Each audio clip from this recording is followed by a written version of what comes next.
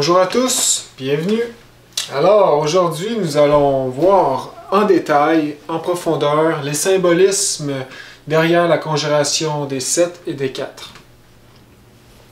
Donc, premièrement, quand il faut faire ces conjurations et pourquoi? Donc on fait ces conjurations pour préparer l'atmosphère avant des pratiques. On pourrait dire des pratiques plutôt sérieuses, avant des rituels, avant de se coucher. Donc, on le fait quand on veut, en fait. Donc, par exemple, on peut les faire avant de magnétiser les talismans. On peut les faire quand on fait des pratiques élémentales.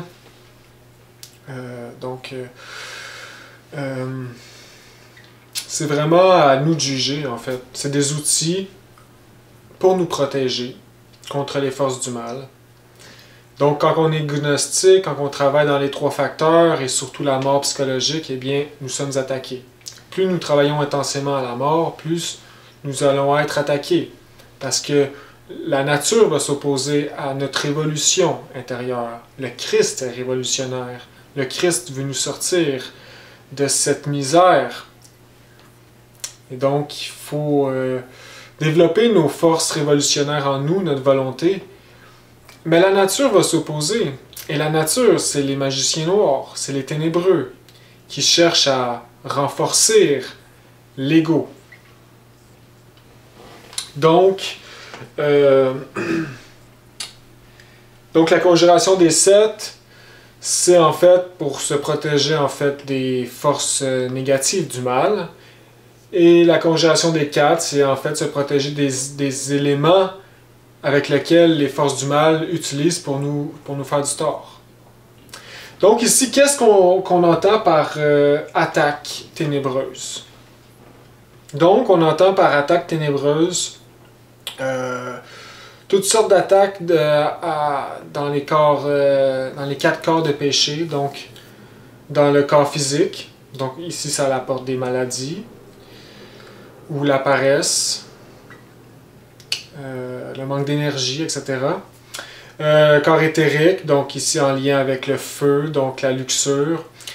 Mais plus précisément, les 2 corps astral et mental. Donc dans l'astral, c'est le corps de désir, et les forces ténébreuses vont nous tenter par les désirs de type sexuel, attractif, et désirs matériels, et tous les égos en fait. Et dans le mental, bien sûr, dans le mental, là, ici, c'est là que vraiment on se fait attaquer le plus férocement par toutes les préoccupations mentales que notre subconscient, que nos égos utilisent pour nous endormir, nous, la conscience, l'essence, pour nous rendre esclaves. Donc, on peut faire ces conjurations-là pour nous libérer du mental, en fait, les préoccupations, les attaques dans le mental. Mais dans attaque ténébreuse, le plus grave qui peut nous arriver, c'est pendant qu'on dort. Donc on est en astral et notre corps physique dort dans le lit. Eh bien, l'attaque ténébreuse la plus importante et qu'il faut le plus se protéger quand on travaille sur nous-mêmes, c'est les attaques qui apportent les pollutions nocturnes. Donc le ténébreux, l'initié essaie d'être chaste et de transmuter ses énergies sexuelles parce qu'il sait la valeur qu'elle a. Et donc, il est chaste. Mais en astral, les ténébreux envoient des entités malignes, par exemple sous apparence de belles de femmes qui vont nous séduire et qui vont essayer de copuler avec nous dans le plan astral. Et que par cette attaque ténébreuse, on va perdre l'énergie sexuelle, le sperme, on va éjaculer pendant que notre corps est endormi. Donc c'est très grave parce que quand on parle d'énergie sexuelle, on descend. Et donc on perd les pouvoirs et on construit l'ego. On détruit la lumière.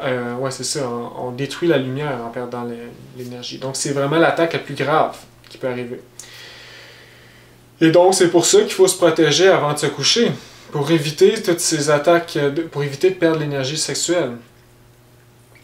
Et donc, il y a plusieurs outils, la magnétisation des talismans, le tétragrammaton, les 4 éléments, et les conjurations des 7, des 4 et l'invocation du sage Salomon. Et donc, voilà vraiment qu'est-ce qu'il faut absolument éviter. Et ça va arriver quand même, parce que on a des défauts en nous. Donc, les ténébreux peuvent même passer par-dessus tous les outils qu'on va mettre en œuvre, mais c'est pas grave, il faut continuer. Et puis au fil du temps, à force de travailler et de les faire, on va les repousser, puis on va triompher. Mais c'est sûr que ça va arriver au début. Hein. Et ainsi donc, voilà, donc on les utilise, c'est vraiment les outils de base, hein, ces 2 conjurations et l'invocation du sage Salomon. Et il faudrait les apprendre par cœur éventuellement. Ben, à force de les faire, on les apprend par cœur. Et donc voilà, commençons. Donc ici pour la conjuration des 7, en fait, il n'y a vraiment rien à dire parce que le maître Samael a fait une œuvre, un livre qui explique tout en détail cette conjuration. Parce qu'en fait, il a fallu qu'il, par son travail de rapporter la gnose sur Terre, il a fallu qu'il vérifie dans les mondes internes si chaque nom correspond bien au démon qu'il est et chaque ange correspond bien à l'ange qu'il est. Parce qu'un ange, au fil du temps, pourrait tomber et un démon pourrait se racheter et remonter. Comme on sait, Belzébuth, qui était un démon, s'est repenti dans les années 50 grâce au maître Samael et il est en train de remonter en ce moment. Et des anges comme pourraient tomber aussi. Donc il a fallu qu'il vérifie dans les mondes internes. Donc le maître Samael et son groupe d'initiés ésotériques à son époque ont fait les invocations dans le monde astral, parce que faire une invocation dans le plan physique, oui, c'est faisable, mais c'est beaucoup plus difficile. Il faut vraiment avoir la conscience très éveillée. En astral, c'est là que les invocations sont plus faciles à faire. Les maîtres vont plus venir à nous, et les démons aussi, en fait. Parce que l'astral, voilà, juste de se rendre en astral consciemment est déjà une grande étape pour nous. Donc, il faut avoir du mérite. Hein. Donc voilà, donc il a fait ses invocations en astral. Puis il a utilisé, comme il dit, une conjuration spéciale pour les démons d'Alban, je crois. Donc il la donne dans son livre, mais je vous conseille même pas de la lire parce que ça sert à rien. Nous autres, les gnostiques, on s'en sert pas.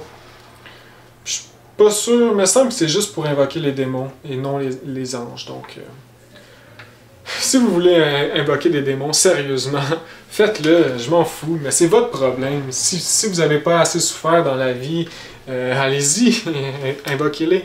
Mais le maître Samael dit très précisément que c'est très dangereux et qu'on peut même perdre la vie.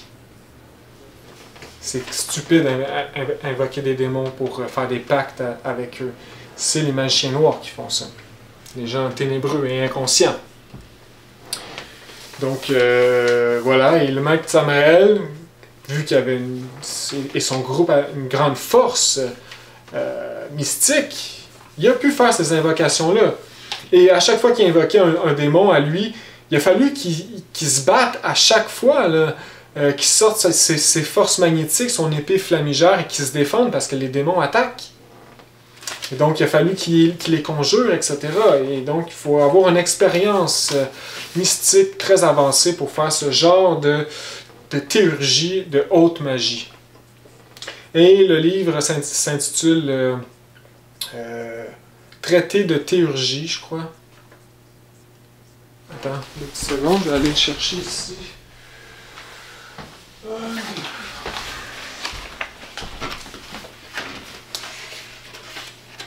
Traité ésotérique de théurgie, c'est un beau petit livre, pas long. de 5-7 pages, de cinquantaine de pages.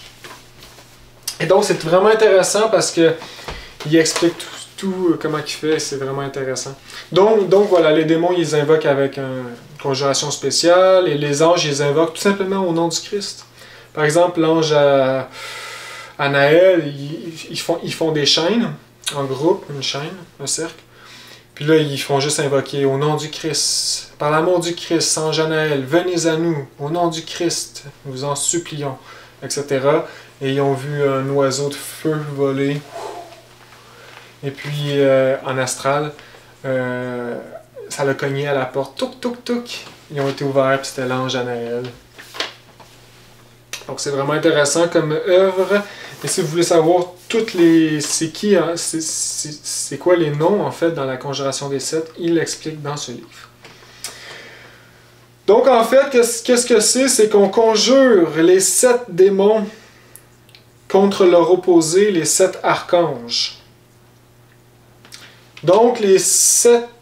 On sait que dans l'ésotérisme, tout a son double ténébreux. Donc, chaque temple de magie blanche a son double de temple de magie noire à côté ou pas loin.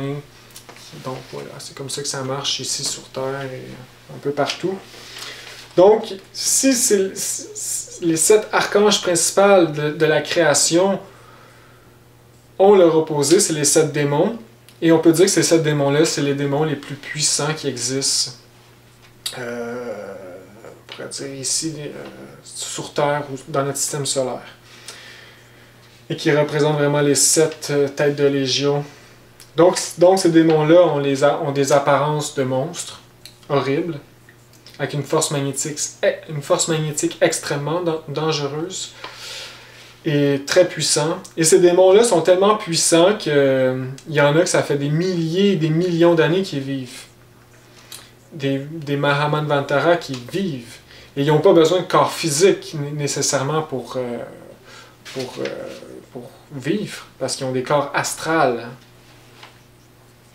Mais il y a certains démons, comme le maître ici explique, qui ont leur corps physique, comme le démon Andramélec qui s'est incarné en Chine dans les années 50, etc. Il dit même qu'Andramélec, pour être son disciple, il faut être millionnaire, un minimum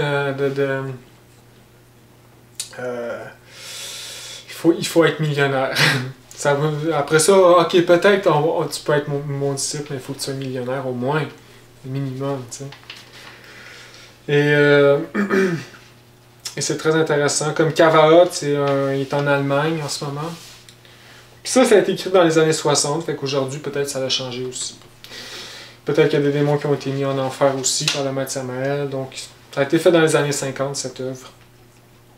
Et donc, c'est très intéressant et je vous conseille d'aller le voir. Donc, ici, les 7 archanges, les 7 puissances logoïques, représentées par les 7 planètes principales et les 7 rayons de la création, ont chacun leur rôle. Et donc,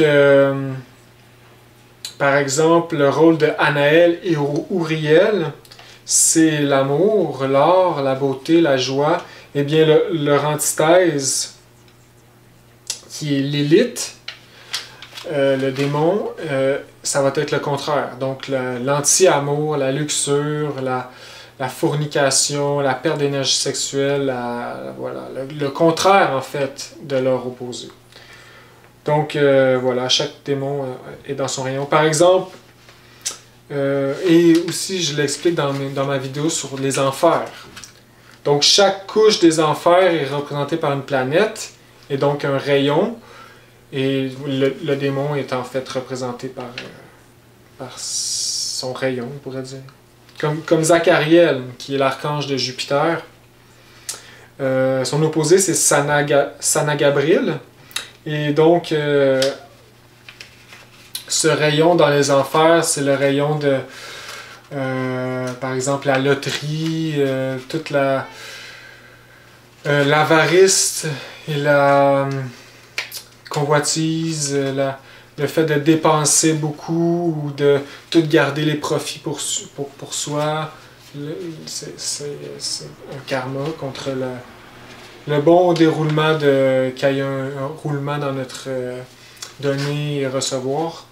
Et donc, San Gabriel est en lien avec tous les casinos, etc. Comme le maître Samael, il l'invoque et San Gabriel veut lui offrir le billet gagnant de la loterie. Donc vous voyez les forces qu'ils ont, ces démons. Et donc voilà comment on dit la conjuration des sept. Au nom de Michael, que Jéhovah te commande et t'éloigne d'ici, Kavaot. Donc Jéhovah, qui est le nom d'un ange, du rayon de Michael, qui est le rayon de la royauté, on pourrait dire, des gouverneurs, du gouvernement. Et Jéhovah, c'est le Seigneur aussi de la quatrième dimension, de l'Éden, donc de la force sexuelle, on pourrait dire. Et donc, Jéhovah, c'est le nom de Dieu aussi, donc il y a un ange qui s'appelle comme ça, tout simplement, aussi. Plusieurs significations dans le même nom. Te commande et t'éloigne d'ici, Kavaot. Kavaot qui est l'opposé de Michael. Au nom de Gabriel, qu'Adonai te commande et t'éloigne d'ici, Bélial. Gabriel qui est le rayon de la naissance, la lune. Adonai qui est dans le rayon de Gabriel. On le connaît, Adonai, le maître Samael en parle souvent. C'était un bon ami au maître Samael qui l'a aidé à éveiller à s'éveiller, etc. C'est un ange qui a un corps physique sur Terre en ce moment, Adonai, et qui travaille pour l'humanité. Donc Bélial qui dit que c'est un démon qui vivait à l'époque dans le désert de Gobi, dans une grotte, puis il y a une grosse face pas belle, des yeux qui louchent, globuleux, je sais pas trop. Tous les démons ont des apparences monstrueuses. L'apparence en fait de leur gardien du seuil. Donc au nom de Raphaël disparaît devant Elial, Sam Gabriel. Raphaël, son opposé c'est Sam Gabriel. Ici, disparaît devant Elial. Elial qui est un ange sous le rayon de Raphaël. Par Samel Sabaoth. Et au nom d'Elohim Gibor, éloigne-toi, Andramélec. Donc Samael, Sabaoth. Samael, c'est le maître Samael. Sabaoth, c'est son armée. C'est, on pourrait dire, l'armée du Verbe, l'armée de la loge blanche. On pourrait dire toutes les maîtres. Et au nom d'Elohim Gibor, Elohim Gibor est un ange, un grand maître du rayon de Samael, de la guerre, de Mars. Éloigne-toi, Andramélec. Andramélec est un démon, il en parle quand même des fois d'Andramélec, un démon très fort, incarné en Chine. Il doit avoir rapport avec le communisme et la Chine qu'on connaît aujourd'hui. Bref.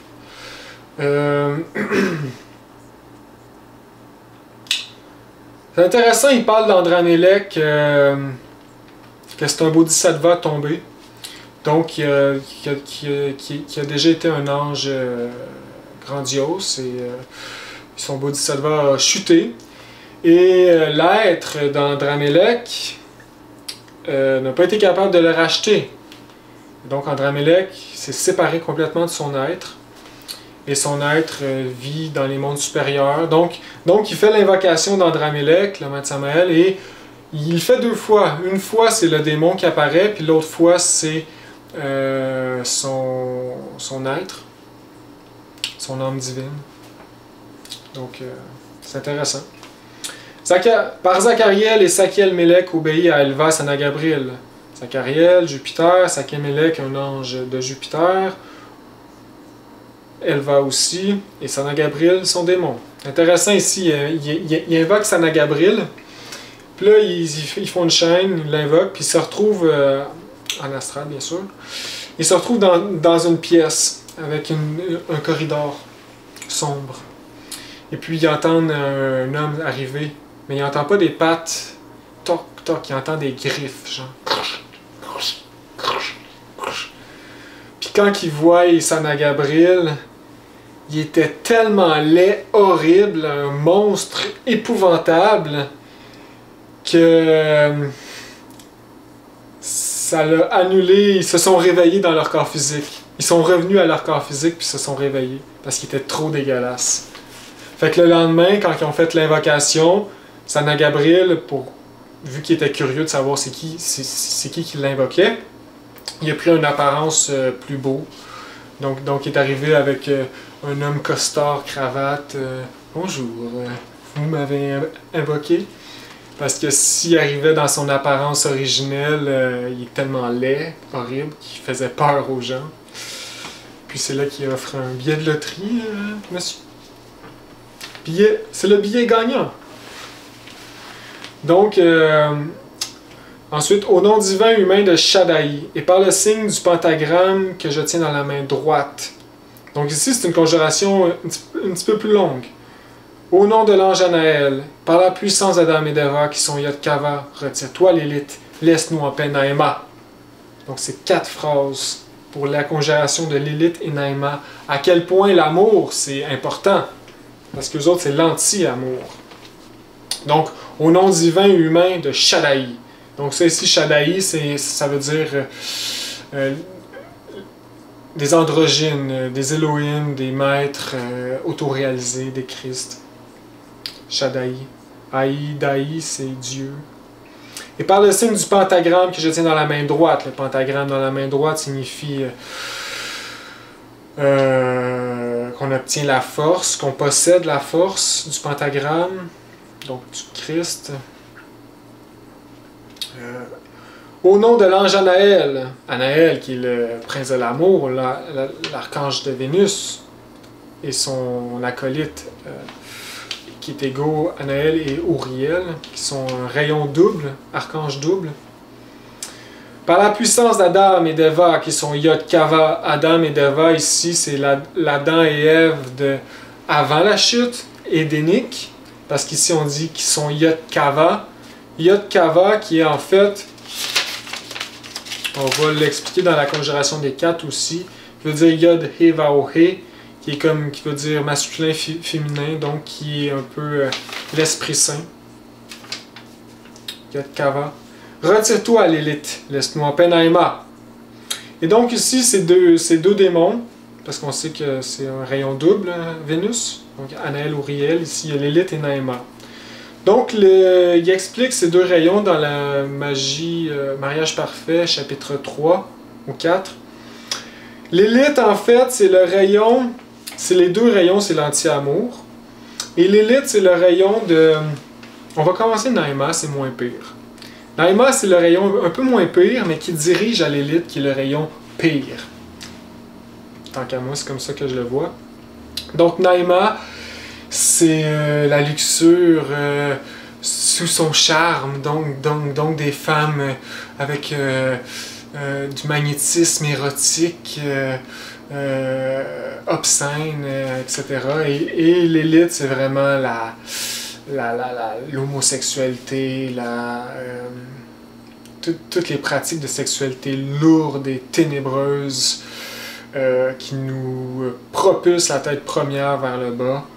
Et Naïma, en fait, c'est comme un peu la séduction pour apporter au délit de Lilith. Lilith, c'est même la violence avec la sexualité. C'est très pervers. Et donc, ces 2 rayons. Il en parle plus dans le mariage parfait, comme je dis. Donc ici, on vraiment les 4 phrases pour juste conjurer Lilith et Naïma. On voit à quel point l'amour, c'est... Les ténébreux utilisent l'amour pour faire le mal, absolument, absolument. Le mot amour, il faut faire très attention parce qu'il est utilisé toujours partout, mais nous autres, dans la gnose, on veut l'amour conscient et pour ça, il faut travailler à l'élimination de l'ego. Donc, pour se rendre conscient, parce que sinon, on est aveuglé par l'amour. Vous voyez, ça nous aveugle. Parce que les ténébreux utilisent l'amour pour faire le mal. Donc, c'est intéressant, dans le livre, il dit qu'il invoque le maître Samaël et ses acolytes. Les 2, Lilith et Anaël. Il invoque Anaël avant, et donc Anaël y arrive. Anaël, il a l'apparence je pense, d'une jeune fille ou un jeune homme, je crois, d'environ 14 ans, super beau, blond, parfait, tu sais. Et Lilith, c'est comme son opposé, comme un jeune avec les cheveux tout pas beaux, mais qui lui ressemble quand même. puis avec un visage malsain, un sourire malicieux. Et donc, Samael, le maître, invoque Anaël et décide d'invoquer son antithèse, Lilith. Et dans la même pièce, Anaël et Lilith étaient présents. Et il dit que c'était merveilleux de voir l'amour et l'anti-amour face à face comme ça, les deux opposés. Et c'est intéressant, il dit que Lilith n'est pas capable de regarder dans les yeux Anaël. Il est comme dominé un peu, c'est un démon. Donc bref, par les saints Elohim et au nom des génies Cachiel, Shealtiel, Aphiel et Zaraïel, au commandement d'Oriphiel, retire-toi de nous, Moloch, nous ne te donnons pas nos enfants à dévorer. Amen, amen, amen. Les 4 noms des anges, Cachiel, Shealtiel, Aphiel et Zaraïel, c'est 4 anges. Je ne sais pas exactement c'est qui. Il en parle sûrement dans son livre. Oriphiel, c'est le rayon de Saturne. Et Moloch, il dit que c'est un démon qu'en ce moment il est dans les enfers, heureusement. Mais même ces démons-là, dans les enfers, ils ont une force magnétique qui atteint notre monde physique. Donc ils peuvent même agir sur le monde physique, même s'ils sont en enfer tellement qu'ils sont puissants. Moloch qui arrive, il y a un bandeau rouge sur la tête. C'est intéressant, il explique aussi les tuniques, comment ils sont habillés et tout. C'est assez intéressant. Donc voilà, Oriphiel. Moloch qui est le contraire de Oriphiel. Nous ne te donnerons pas nos enfants à dévorer. Amen, amen, amen. Nos enfants, c'est notre essence, notre lumière. Et peut-être aussi nos enfants, parce que on sait que l'Antéchrist, l'école et les parents mécanisent les enfants.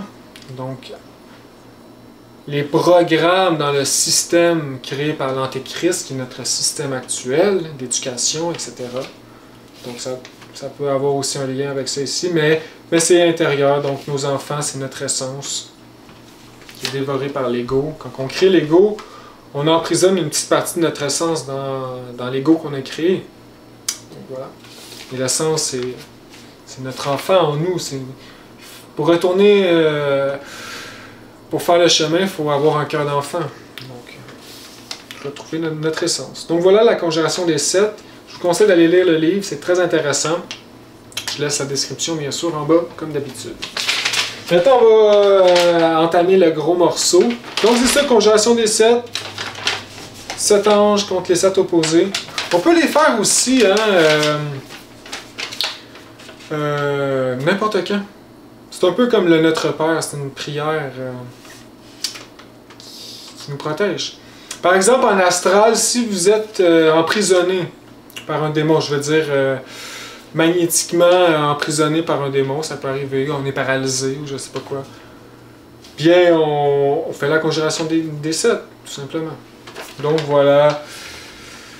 Voilà la conjuration des 7, l'explication qui est en fait dans le livre. Donc ici, commençons la conjuration des 4 maintenant. Donc la conjuration des 4, il n'y a pas vraiment d'explication du maître, peut-être dans la Pistis Sophia. Mais ici, donc, on va expliquer en détail c'est quoi, puis il y a même des parties latins. Donc, conjuration des 4, en fait, il faut comprendre que tout est fait de les 4 éléments principaux de la nature. En fait, il y en existe 7, comme j'expliquais dans d'autres vidéos, mais il y en a 4 principales, qui est le feu, l'eau, l'air et la terre. Il existe les terres et 2 sortes d'éthers subtils. L'éther qui est l'akasha. Donc, nous sommes faits à l'extérieur de nous, il y a les 4 éléments, mais à l'intérieur de nous aussi, notre corps est fait des éléments. Donc, il y a l'eau en nous. Bien sûr, il y a l'eau séminale. Il y a le feu en nous, les émotions, etc. Il y a la terre en nous, les gnomes sont en nous, les eaux. C'est les gnomes de la terre. Les sylphes et sylphites de l'air aussi, ils sont en nous. Ils transportent tous les forces psychiques, notre mental, etc. Donc ici, les forces ténébreuses utilisent les 4 éléments pour nous nuire. Par exemple, quand ils nous font perdre l'énergie sexuelle pendant le sommeil, eh bien, c'est que les ténébreux excitent les salamandres du feu et les ondines de l'eau qui créent cette pollution nocturne. Donc, ils jouent avec les éléments pour nous nuire. Ou, par exemple, dans notre mental, pour nous attaquer dans le mental, ils vont utiliser les sylphes et sylphites de l'air dans notre mental pour nous nuire. Et donc, j'en parle aussi dans mes conférences sur l'élémentothérapie. Voilà. Donc, ici, la conjuration des 4, c'est qu'on conjure les éléments pour qu'ils nous aident. Parce qu'on conjure au nom du Christ. Et donc, ça peut nous aider si on a le mental préoccupé, comme je disais, et aussi extérieurement, ça nous protège. Hein, parce qu'on utilise, nous autres, comme les chiens noirs utilisent les éléments pour nous nuire, nous autres, on les utilise pour nous protéger. Parce qu'on sait comment les utiliser et les commander. Donc, commençons la conjuration des 4.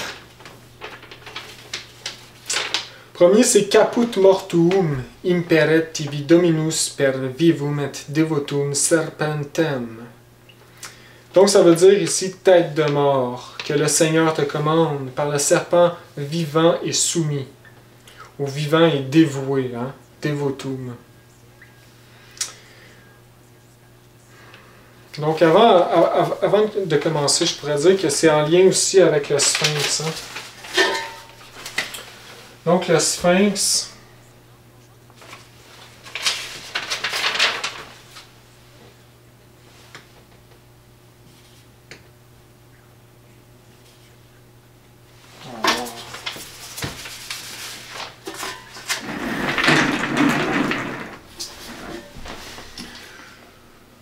ok.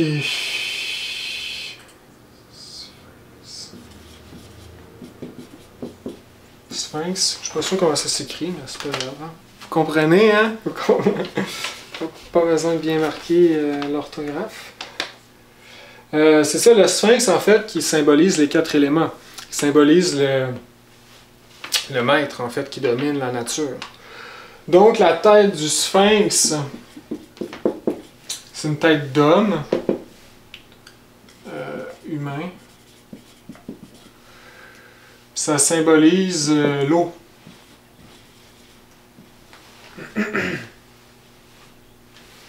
Les pattes avant,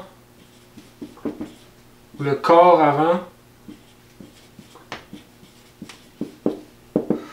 c'est le lion. Lion. C'est le feu. Oups.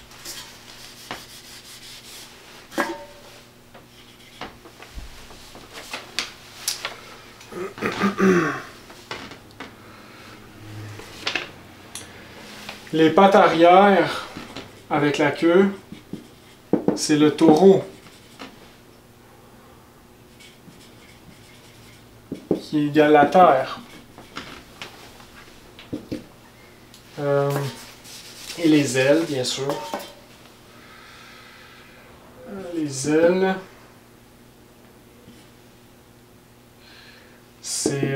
symbolise l'aigle qui est égal à l'air. Donc voilà le symbole du Sphinx. Et on peut dire que dans les évangiles aussi, les 4 évangiles principaux qu'on connaît, Matthieu, Jean, Marc et Luc, sont symbolisés aussi par les 4 éléments. On le voit souvent quand on rentre dans les églises. Hein. On voit les 4 éléments avec des taureaux, aigles, l'homme et le lion. Donc, Matthieu, c'est l'eau.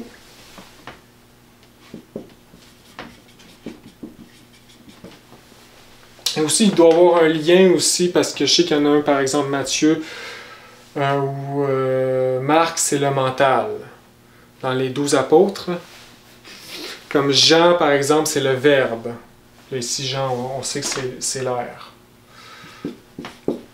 Donc, vous voyez, il y a peut-être des liens, des ramifications, mais que je ne connais pas précisément. Mais c'est juste pour vous dire qu'ici, l'eau, c'est Matthieu. Le feu, c'est Marc. Donc, peut-être Marc qui travaille avec la chasteté, par exemple, dans les 12 apôtres, dans les parties dérivées de notre propre être intérieur. La terre, c'est Luc. Et Jean, voilà, c'est l'air. Donc, c'est ici, c'est dans Et donc, le sphinx symbolise le surhomme, l'homme autoréalisé. Et la conjuration des quatre est en lien avec le sphinx. Aussi, il y a les... on va revenir tantôt sur d'autres choses. Bon, ok. Fait que là, voilà pour le sphinx. Ici, je vous ai expliqué le sphinx parce que on commence puis on dit tête de mort. Donc, la tête, c'est quel élément? La tête, c'est l'eau. Comme on dit, la tête du sphinx, c'est l'homme et ça symbolise l'eau. Donc, tête de mort, que le Seigneur te commande par le serpent vivant et soumis. Caput mortuum imperet tibi dominus per vivum et devotum serpentem. Donc, tête de mort,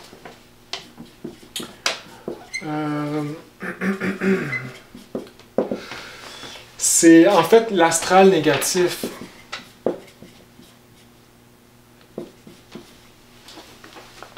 C'est nos os, parce que on sait que la tête, hein, c'est l'élément eau en fait. La tête, c'est comme le contraire de... C'est l'élément eau, puis c'est en fait, on conjure notre astral négatif, donc nos os noirs, nos os séminales non purifiés, notre soufre arseniqué, mercure, je ne me rappelle plus vraiment, dans l'alchimie, comme le médecin Maël apporte souvent les termes alchimiques par rapport à l'éveil de la conscience. Mais donc, bref, ici on commande à nos os noirs, donc notre astral négatif, donc nos émotions lourdes, nos émotions en lien avec la luxure, les désirs sexuels pervers, qui nous alourdissent, notre colère, etc. Ici, on le commande, que le Seigneur te commande. Le Seigneur qui commande, c'est qui? C'est le Christ intime, c'est notre Christ intime. Par le serpent vivant et soumis. C'est qui le serpent vivant et soumis, vous pensez? Ça ici, c'est positif. Le serpent vivant, donc de lumière, est soumis. C'est notre... ou dévoué. On pourrait dire dévoué, c'est mieux le terme, hein, parce qu'on dit devotum. Donc, le serpent vivant et dévoué, c'est Kundalini. Notre feu positif. Et en fait, ça veut dire qu'on commande à notre astral négatif au nom, par l'intermédiaire de notre Christ, au nom de Kundalini. Kundalini qui est notre feu positif et conscient, qu'il faut travailler avec, la chasteté, la transmutation. Donc si Kundalini va nous aider à canaliser cette énergie et à la calmer, à la contrôler. Donc c'est en lien les quatre premières phrases avec nos 4 corps de péché. Physique, éthérique, astral, mental. Et le premier c'était l'astral négatif, tête de mort, qui est l'eau, l'élément eau. Deuxième, on dit Kérub imperet tibi dominus per Adam Yod Kava, qui veut dire kérubin, que le Seigneur te commande par Adam Yod Kava. Donc ici, kérubin, ça veut dire des anges. Et ici, on fait référence au corps physique. Donc à l'ange, en fait, qui a chuté. Parce que c'est nos 4 corps de péché, hein, c'est négatif. Donc, c'est... Kérubin, c'est des anges, on pourrait dire, à notre ange déchu en nous, qui est notre corps physique. Donc, je pourrais dire... Donc, c'est la terre, l'élémentaire, c'est notre corps physique, négatif, on pourrait dire. Donc ici, on fait référence à la paresse, à les maladies à l'intérieur, les larves dans notre corps physique, les imperfections dues à notre karma, le corps physique qu'on ne fait pas bien usage, et qui a tendance à toujours à vouloir la paresse, et ça et là. et voilà, propice à des maladies, etc.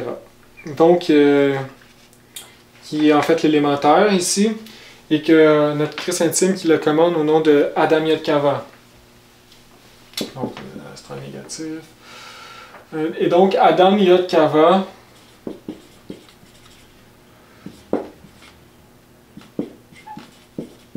comme j'expliquais tantôt, Yod Kava qui a formé le nom Yod He.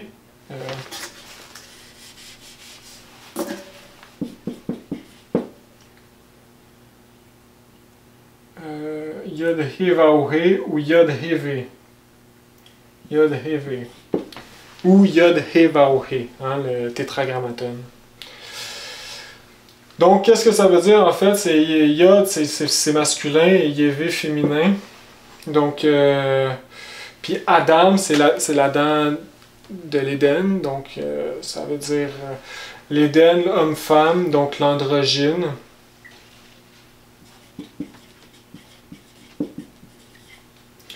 Et donc, on sait que les deux polarités, hein, c'est l'Esprit Saint, c'est la force de l'Esprit Saint. La force de l'Esprit Saint, c'est la force égalisateur, hein, du positif-négatif. Donc ici, on pourrait dire que ça veut dire l'Esprit Saint. Le Yod Kava, Adam Yod Kava, Esprit Saint. Et on va voir la même chose ici plus bas, quand on va dire que le Seigneur te commande par le tétragrammaton. Donc on va le voir. Ben, je vais l'expliquer tout de suite, parce que c'est la même chose. Quand on dit par le tétragrammaton, c'est Yod He Vaohe. Donc c'est la même chose que Yod Heve. Yod He Vaohe. Yod He Vaohe. Je vais marquer ici. Vaohe. C'est le nom à 4 lettres, le tétragrammaton, qui est en fait le nom de Dieu qui utilisait à l'époque.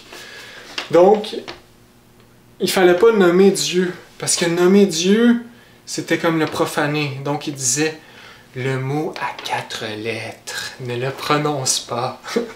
C'est ça qui a donné le tétragrammaton. Ça veut dire tétragrammaton, le mot à 4 lettres, qui est le Yod He Vaohe, qui est ésotériquement homme-femme, le utérus-phallus, donc qui rapporte à la sexualité encore. Et qui a donné aussi Yod Kava, hein? Et qui veut dire aussi l'Esprit Saint. Hein? L'Esprit Saint, c'est les deux polarités, le Tao, hein? Les deux polarités qui se balancent.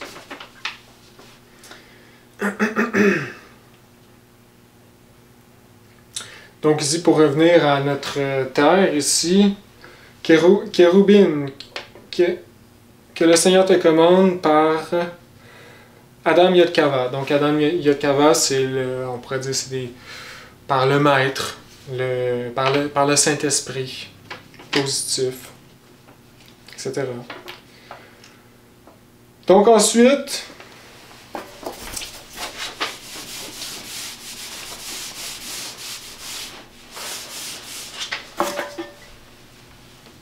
qui a aussi donné le nom Jéhovah.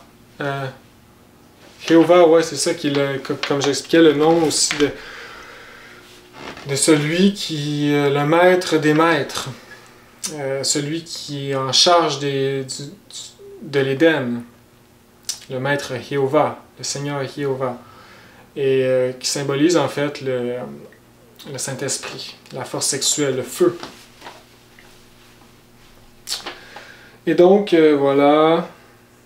Ensuite, nous sommes rendus à la troisième phrase qui est Aquila errant imperet tibi dominus per alas tauri. Aquila errant, ça veut dire aigle errant, que le Seigneur te commande par les ailes du taureau. Aigle errant, c'est en lien avec le mental, bien sûr. Donc, c'est l'air. C'est en lien avec le corps mental. Négatif. Parce que l'aigle errant, c'est comme un peu nos pensées mécaniques qui nous nuisent dans notre chemin du silence. les sylphes et sulfites de l'air qui sont en mouvement dans notre mental de façon mécanique et destructrice due à l'ego. Donc c'est ça que ça veut dire aigle errant. Donc c'est notre corps mental négatif. Que le Seigneur te commande au nom, par les ailes du taureau. Les ailes du taureau, en fait, ça rapporte ici aux cultures égyptiennes. On voit en égyptien le taureau Apis et la vache Hathor, qui symbolise l'eau et le feu, donc le masculin féminin, qui est encore un symbole de l'Esprit Saint. On symbolise aussi, on voit dans les hiéroglyphes égyptiens, la femme, que sur la tête, il y a comme 2 cornes comme ça. Là. Puis ici, tu as la femme. Puis on voit l'homme ici, qu'il y a comme ça ici, là, des cornes comme ça ici, genre. Ben ça veut dire aussi le taureau sacré, donc Apis et Hathor. Le Maître Samael en parle dans les 3 montagnes, un peu partout, hein, des cultures de la tauromachie, qui date de l'Atlantide, et qui est très symbolique par rapport au travail ésotérique, donc de destruction de l'ego, qui est représenté par le taureau, qu'il faut détruire, le taureau noir, qui représente la bête intérieure. Et voilà. Donc, ensuite, la 4e phrase, Serpens imperet tibi dominus tetragrammaton per anguillum et leonem, qui veut dire serpent que le Seigneur te commande par le tétragrammaton, par l'ange et le lion. Donc ici, serpent, on sait, c'est le python, le serpent négatif, c'est le corps éthérique. Ah, l'éther qui est le monde de la sexualité, on pourrait dire. Mais ici, c'est négatif, c'est le python et non la kundalini.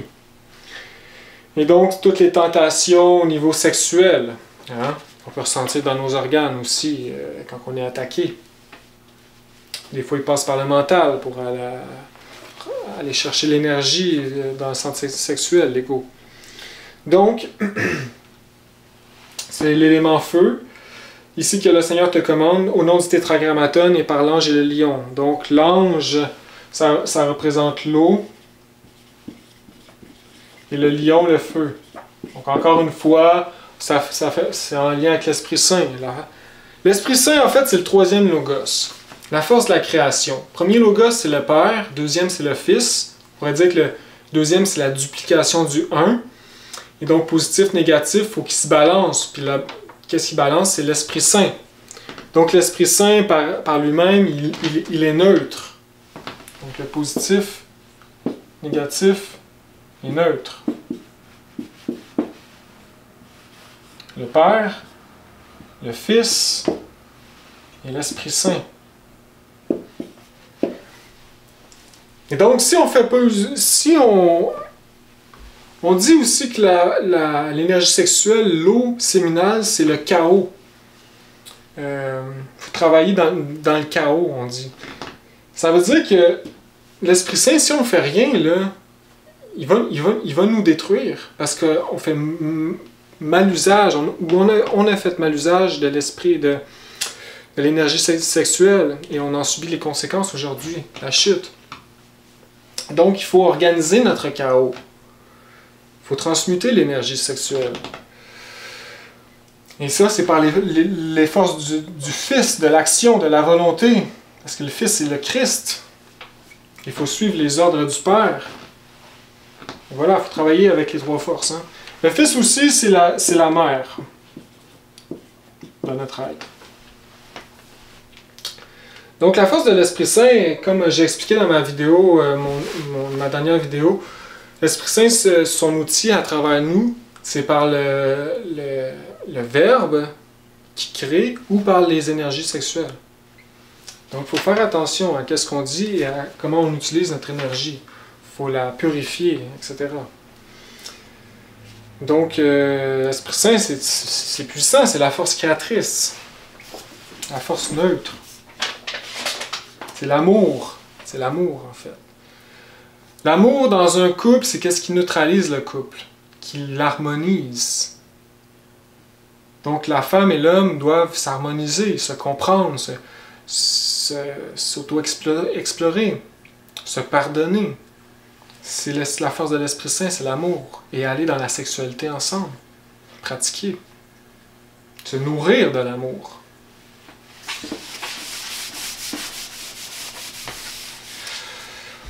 Donc voilà les 4 premières phrases, qui est les 4 éléments eau, terre, air et feu, qu'on conjure en fait le négatif par le positif, bien sûr, à l'intérieur de nous et autour de nous. Donc, il faut faire la conjuration des 4, c'est bon aussi, mettons, pour si on a le mental dispersé, etc., chaque matin, quand on veut.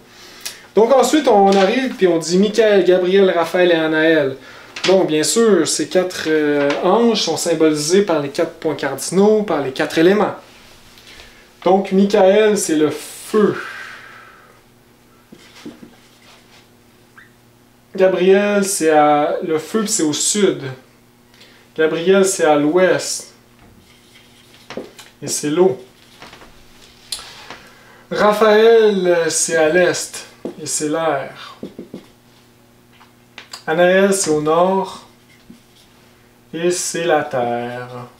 Ça, on les voit, les 4 points cardinaux, quand on fait les conjurations, hein, comme j'ai montré l'exemple pratique des 4 éléments. Donc ici, on invoque les 4 anges, archanges. Ici, ça veut dire les 4 éléments. Puis ensuite, on dit Fluatuda per spiritum Elohim. Donc ça veut dire que la pluie s'écoule par l'esprit des Elohim.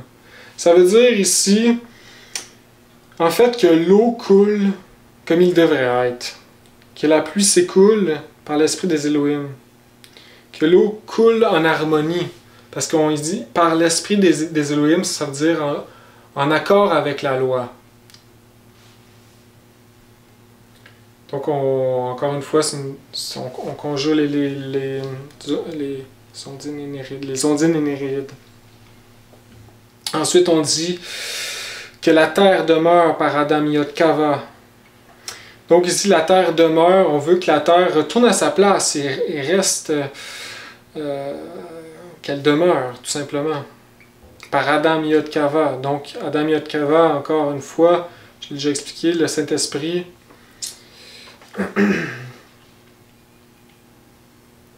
L'homme solaire. Ensuite, ici, c'est Mania Terra per Adam Yod Kava. Fiat firmamentum per Yod He Vav He Sabaoth. Que le firmament soit par Yod He Vav He Sabaoth. Donc Yod He Vav He, on l'a vu, c'est le tétragrammaton. Sabaoth, c'est l'armée du Verbe. Donc l'armée du Verbe, c'est la grande muraille de la loge blanche, hein, tous les maîtres. C'est le Christ, tous les maîtres qui ont incarné la force du Christ cosmique, qui forment qui forment l'armée du Verbe. Sabaoth. On dit aussi l'armée du Verbe dans quand on parle de Samaël. Ici, on dit Samaël, Sabaoth. Ensuite, on dit Fiat Judicium, excusez, per ignem in vertute Michael. Ça veut dire que le jugement soit par le feu et en vertu de Michael. Oh oui, c'est ça. Donc la première phrase, c'est l'eau. La deuxième phrase, c'est la terre. La troisième phrase, c'est l'air. Et la quatrième phrase, le feu. Le firmament soit. Donc le firmament dans la troisième phrase, c'est un peu le monde mental, hein? L'air, les niveaux supérieurs de conscience. Le firmament. Ce qui a toujours été et qui sera toujours. Que le firmament soit. Ici aussi, c'est en lien un peu avec le mental. Hein? Donc, pour finir, que le jugement soit par le feu et en vertu de Michaël. Donc, que le jugement soit, hein, on sait que la justice, c'est assez feu, hein, parce qu'on compare aussi la justice par le lion de la justice. Donc ici, on fait référence au feu, à l'élément feu, la quatrième phrase. Et par les vertus de Michaël, Michaël qui est le régent du feu, comme Agni aussi. Donc que la justice soit faite par le feu. Comme on sait, les temps de la fin approchent. L'humanité va brûler. C'était drôle comment dire. Non, mais les temps de la fin approchent, puis on va périr par le feu, toute la société. Ouais, c'est vrai que c'est tragique. Il n'y a pas de quoi rire. Donc voilà, c'est ça que ça veut. Désolé. Que la justice soit faite par le feu. Donc, le feu qui rend justice, hein, on le sait, Inri, qui veut dire Ignis Natura Renovatur Integra, le feu qui renouvelle la nature intégralement. Donc le feu, c'est comme ça rapporte au point de départ, ça donne du renouveau. Hein. C'est pour ça qu'il faut utiliser nos feux sexuels positivement.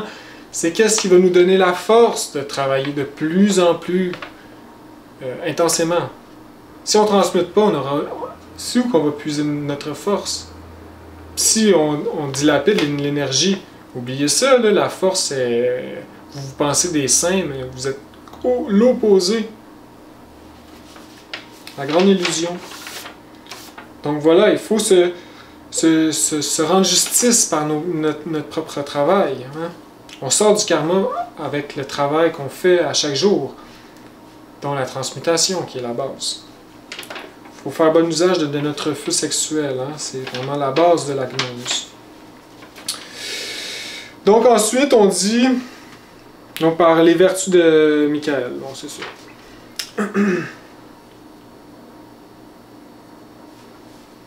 Ensuite, on dit ange aux yeux morts, obéis ou écoute-toi avec cette eau sainte. Donc, ange aux yeux morts, c'est un peu comme tête de mort. C'est nos eaux noires, notre luxure, notre astral négatif, nos désirs. Toujours l'impulsion de l'ego en nous, l'ennemi de l'éternel. Obéis ou écoule-toi avec cette eau sainte. Donc cette eau sainte, c'est le vin de la transmutation, hein? Le vin sacré qu'il nous faut boire. Donc la transmutation, le maître Samael apporte ça, c'est très intéressant. Il dit que tout le système de transmutation est régi aussi par les 4 éléments.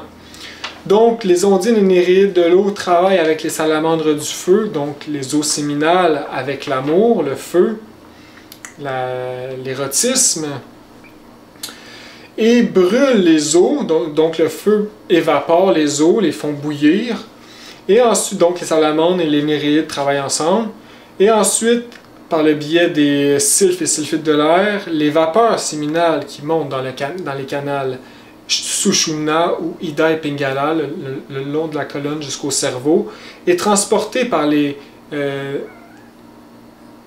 sylphes et sulfites de l'air, donc l'élément air, est rendu au cerveau dans le calice, le cerveau qui représente aussi le calice.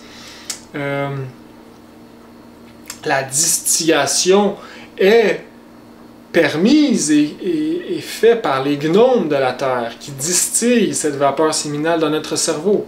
Donc, ils nous illuminent. On s'illumine par la transmutation. Donc ici, on voit hein, le rôle des 4 éléments, des petits élémentaux dans notre corps quand on transmute.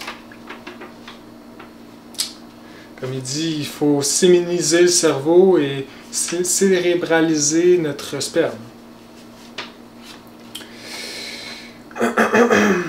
Donc voilà, ange aux yeux morts, que le Seigneur te commande. Attends. Ange aux yeux morts, obéis ou écoute-toi avec cette eau sainte. C'est l'élément eau, l'astral négatif qu'on commande. Écoute-toi avec cette eau sainte. Eau sainte, c'est le vin sacré, l'eau transmutée. Taureau ailé, ici le corps physique. C'est un peu comme les 4 premiers. Hein. Donc ici, le corps physique, la terre.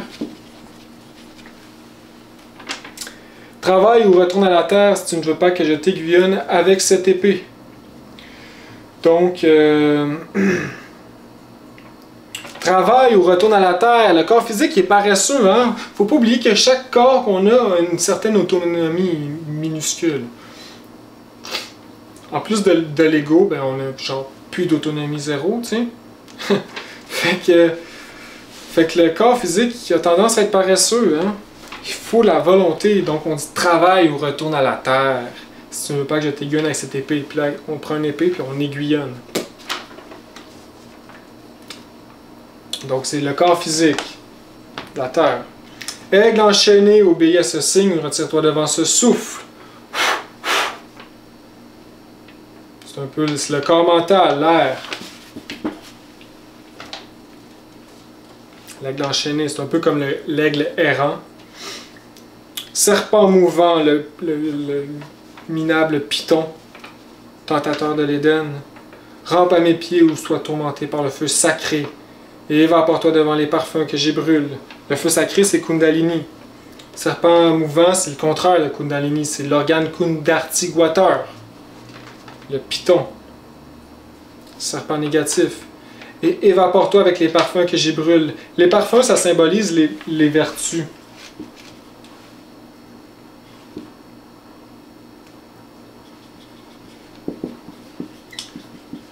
Comme on sait aussi, les parfums purifient. Hein? Donc, ça purifie aussi. Donc c'est les vertus. Donc ça l'empêche les tentations.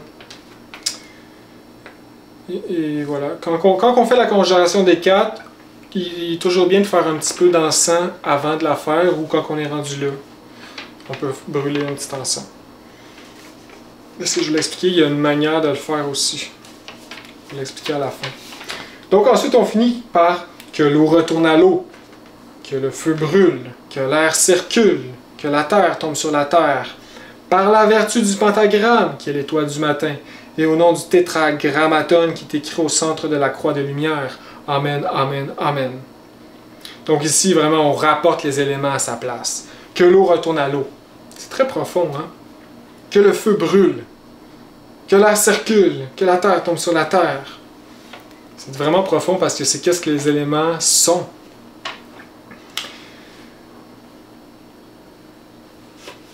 Même peut-être que ça pourrait empêcher, par exemple, des ouragans, ou des inondations, ou des feux de forêt, par cette conjuration-là. On sait que des maîtres, bien sûr, ont le pouvoir sur les éléments. Donc, par un seul mot, pourrait arrêter un ouragan d'une dimension d'un pays au complet. Un seul mot. Donc, voilà. C'est assez puissant. Alors, voilà. Donc, on soumet les éléments à une harmonie en lien avec Dieu et en lien avec nous, pour qu'il nous protège au nom du Christ. Parce que ces éléments-là, ces élémentaux-là, au sein de Dieu, dans l'Éden, sont innocents. C'est pour ça que les ténébreux peuvent les utiliser. Mais c'est pour ça que nous autres aussi, on peut les utiliser, parce qu'ils sont innocents. Mais donc, ici, en les invoquant et demandant leur aide, ils vont travailler pour nous, eh bien, ils s'aident eux-mêmes dans la grande roue, à évoluer dans la grande roue du samsara. Bien qu'ils nous aident nous, ils s'aident eux-mêmes aussi. Donc, c'est pas un sacrifice qu'ils font pour nous, là, eux autres, là, ces élémentaux-là. Ils nous aident et ils s'aident eux-mêmes dans la roue du samsara. Hein? Donc ici, voilà, on soumet les élémentaux vraiment à nous aider et à nous favoriser, à nous protéger et à s'harmoniser avec la grande nature, à nous aider à avancer, etc. C'est comme un peu les élémentaux animaux chez nous, végétaux, ils nous aident, hein? Puis ils s'aident eux-mêmes dans la roue du samsara. Donc ici, on finit par la vertu du pentagramme, hein, qui symbolise le Christ, l'homme solaire, l'étoile à 5 pointes, à tête vers le haut, qui est l'étoile du matin. L'étoile du matin, ça symbolise Vénus.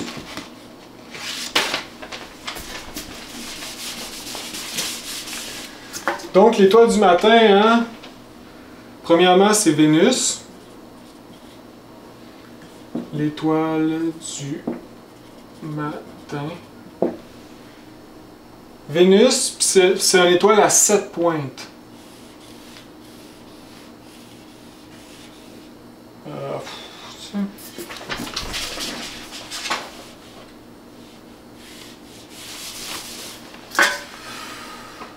Un, 2, 3, 4, 5, 6, 7.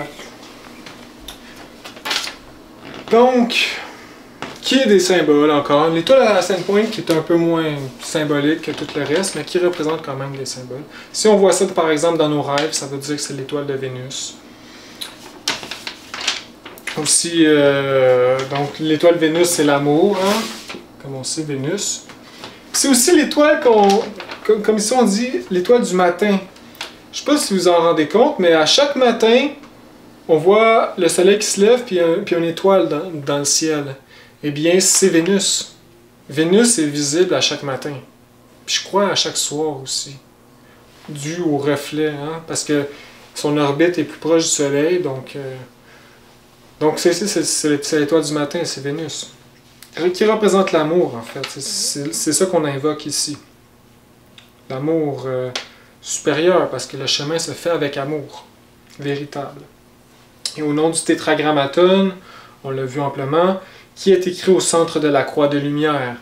Donc au centre de la croix de lumière, on pourrait dire l'action de l'Esprit Saint en action, la sexualité, la connexion sexuelle entre l'homme et la femme, vraiment les mystères des mystères. Les roses-croix, hein? Les roses-croix, en fait, c'est un symbole. Les vrais roses-croix, c'est dans les mondes supérieurs, c'est comme les vrais templiers aussi, les vrais maçons, etc. C'est des ordres dans les mondes supérieurs, et la rose-croix, bien sûr, fait fleurir une rose au milieu de la croix, qui est symbolique. Les roses, la naissance, hein? Les fleurs, les chakras, etc. Donc voilà, la conjuration des 4. Donc ici, on va faire un petit exemple comment la faire. Je l'ai déjà expliqué dans mes autres vidéos, hein, parce que j'ai fait des vidéos qui expliquent même les prononciations latines comme il faut, et comment il faut les procéder. Donc pour la conjuration des 4, on fait ça ici. On se tient. Premièrement, la conjuration des 7 et des 4, c'est à l'ouest. Parce que l'ouest symbolise le coucher, la mort. On conjure les démons à l'ouest, excusez. Puis toutes nos autres pratiques se font à l'est. L'est qui symbolise la naissance. Donc tous les trucs, comme l'invocation du sage Salomon, c'est à l'est. Et comme notre temple, si on a un autel, on la met vers l'est, chez nous, si on a un autel. Donc ici, on conjure à l'ouest, la conjuration des 4 et des 7, et l'invocation du sage Salomon à l'est. Donc on tient un épée, on peut allumer un petit encens.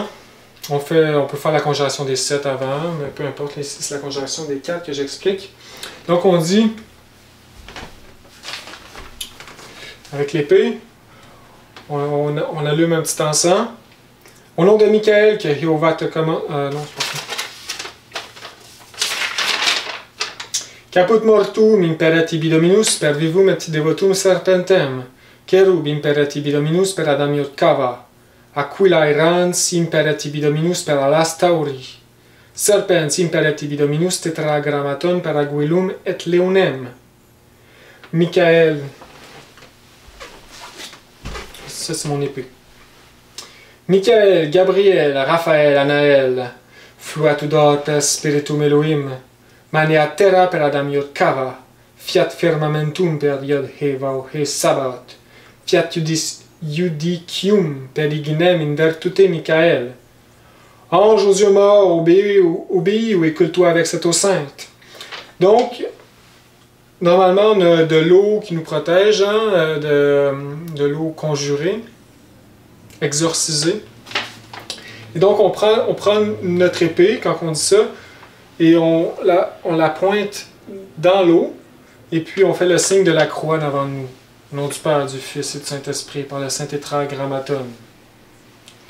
Ensuite, on dit taureau ailé, travaille ou retourne à la terre si tu ne veux pas que je t'aiguillonne avec cette épée.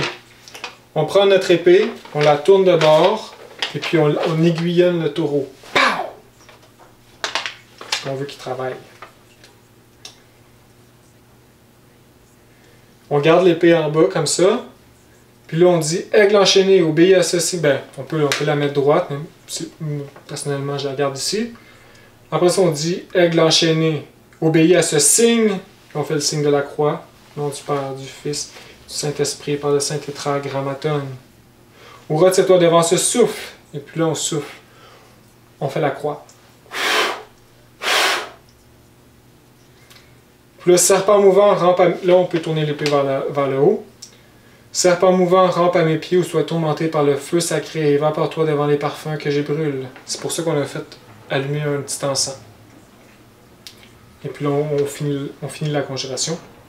Que l'eau retourne à l'eau, que le feu brûle, que l'air circule, que la terre tombe sur la terre.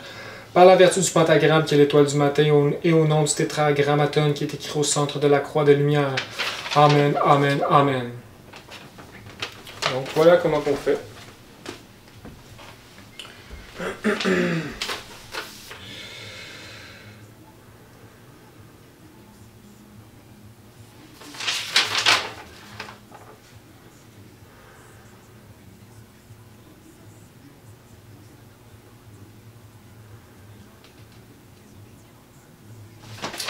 Oui, c'est ça. Comment qu'on fait les... pour répéter, j'ai expliqué comment qu'on fait qu'on se bénit.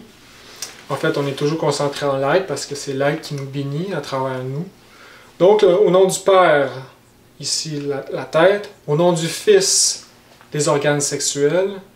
Et au nom du Saint-Esprit, donc l'horizontale de la vie, le Saint-Esprit, notre vie même. Et par le Saint-Tétragrammaton, donc ici on tourne de façon à sceller les chakras, comme le sens contraire des chakras qui tournent. Et par le Saint-Tétragrammaton. Amen. Le droit sur le gauche.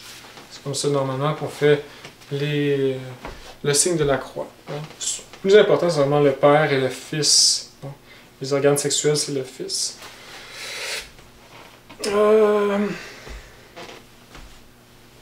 Alors voilà les explications, conjuration des 7 et des 4. Donc comme j'expliquais, les 7 c'est dans un livre, les 4, je viens juste de l'expliquer pas mal en gros, tous les symboles.